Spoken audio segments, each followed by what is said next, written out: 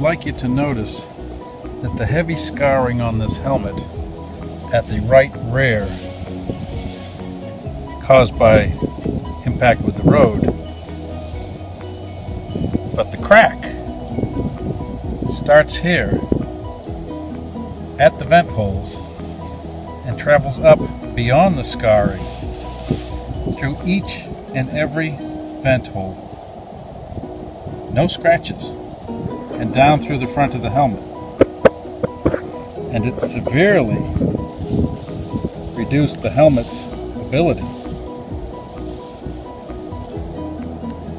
to withstand impact.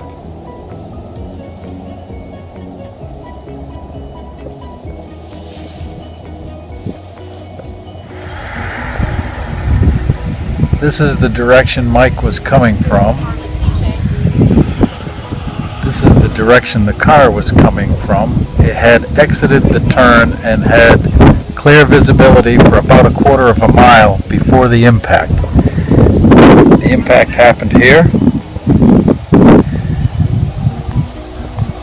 The skid marks continue on, and the car went over there, but the bike was thrown all the way back here. They're still continuing to where the bike stopped.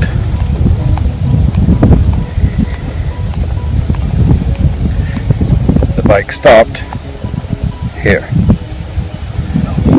So the impact was back there by that mailbox, approximately 100 feet away, and was thrown the 100 feet to here. The car managed to stop at about the 80-foot mark, roughly, estimate. So there is no